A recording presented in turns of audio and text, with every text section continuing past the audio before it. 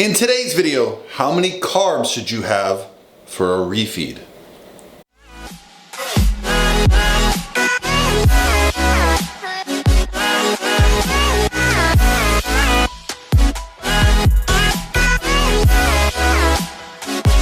All by myself. Hey guys, what's going on? This is Paul Ravella from ProPhysique.com, and today's question we are going to address how to handle a refeed. So I'm going to explain what a refeed is, then I'm going to give you an example on a couple different approaches, including single and multiple day refeeds, and then I'm going to also explain some of the benefits. What are the reasons that we use a refeed? And for those that are curious or would like to ask me a question, you can go right here to my Instagram direct message. So that's where I got this question from. So first of all, I want to thank you guys for the great questions. Second of all, I would like to encourage you to follow my man, because the question came from someone who is clearly a physique competitor. So I'll post some pictures of him on the screen here and his screen name so you can go follow his account. And what I really like about this is I think a lot of times we can let ego drive our decision making or where we get our information from, and I think that's the wrong approach. What I really like is that someone that looks this good is just curious and is asking questions, and so I really appreciate that. So well done, because that's how I got my start. I've never been afraid to ask people questions, and so I'm going to give you kind of my best advice on how I handle a refeed, and I'll give you some specific numbers. So first, let's talk about what a refeed is and what a refeed is not. A refeed day is a day where we increase carbohydrates. Okay, the goal or the purpose behind a refeed day is to kind of restore some glycogen, give us a reprieve from a fat loss phase, and also there's probably a psychological component there too. I'll explain what I mean by that. When we are in a fat loss phase and we are restricting calories, it begins to wear you down, okay? When you always know what you're gonna eat every single day, you know you're not gonna have anything different than the day before. That's fine when you have some momentum. That's fine when you have all this excitement around a fat loss phase. But you're certainly gonna reach a point where it just gets old. You're tired of it, okay? There's only so much motivation that you can use to get through a diet. And usually when people hit their breaking point, they hit that breaking point hard and they just go off the diet and they may never get back on it. Well, what a refeed does is during a given time frame, typically I start a dieter with maybe one per week. Some people I don't even start with a refeed if their calories and cardio are in a good enough place where I don't feel it's going to benefit them. But for most people, I'll have a 1 day a week carbohydrate higher refeed day. So I'll give you some examples. I'll give you what I would consider a typical male and a typical female refeed. So let's say for someone like myself who diets around 250 protein, I'll usually have around 250 carbs during the bulk of my diet and maybe 50 to 60 grams of fat during the bulk. All right, that's the bulk. Now I might get lower or higher depending on where I'm at. So what would a refeed look like when I'm in this approach? Well, at 250 grams of protein, what I'd likely do is bring my protein down to about 1 gram per pound. So let's say I bring it down to 220 grams for that day. That's 30 extra grams of protein that I'm not taking in because I'm not going to need it. Why? Because carbohydrates are protein sparing, okay? So let's also say I'm having 50 to 60 grams of fat.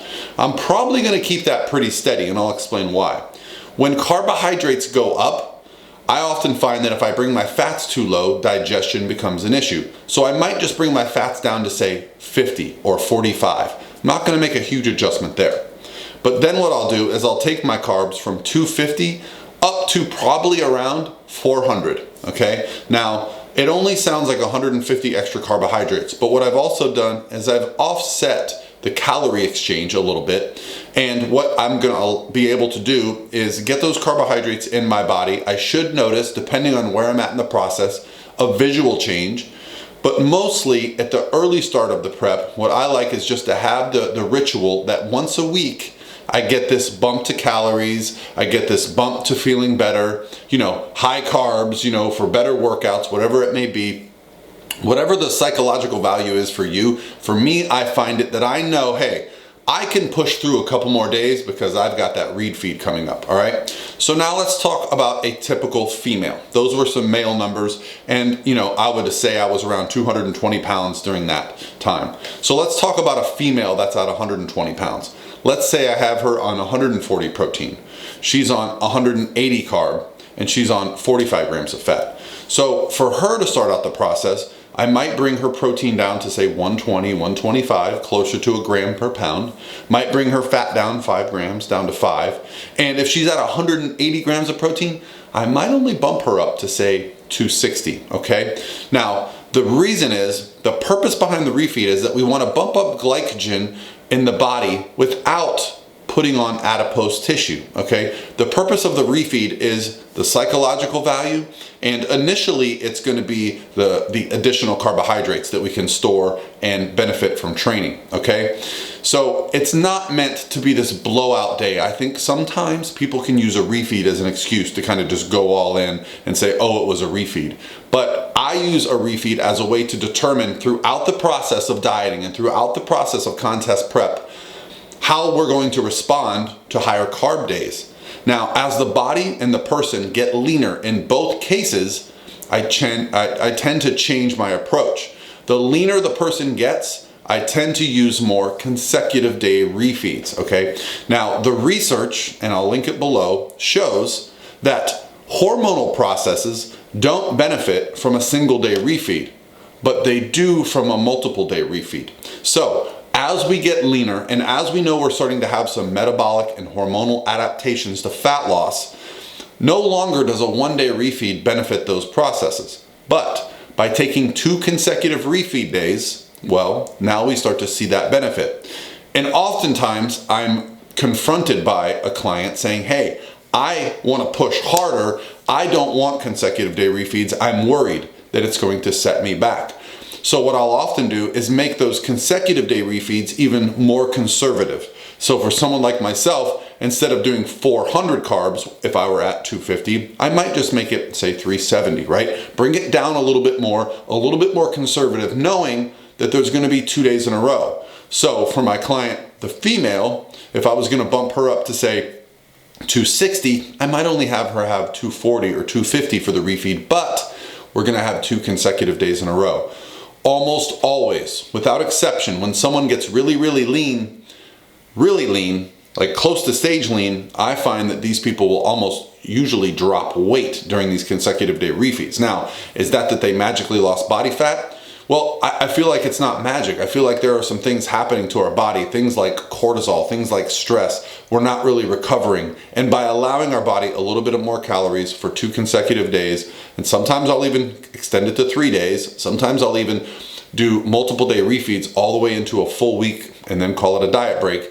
Well, I just find that there are some values there. It's not that we have to constantly push our body and grind our body into condition. By giving ourselves enough time to diet down and not being so hyper-focused on the short term, we're able to do things that benefit us in the long term. A few things happen here.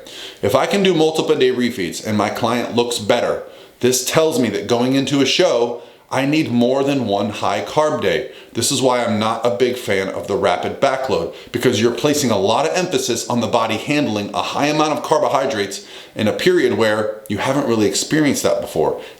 But what I really like to do is called a linear progressive load, where I'm actually increasing carbohydrates every day going into the show. What this allows me to do is predictably add carbohydrates in a very conservative and controlled manner, knowing based on each day's response how this person's going to do. I can only do that if I'm paying attention to refeeds, multiple day refeeds, and diet breaks during the fat loss process. This, in my opinion, ends in a much better result. All right, guys, that's gonna be it for me today. Hopefully this answered your question, my friend. Thank you for the great question. Awesome work, and hope you guys have a great rest of your week.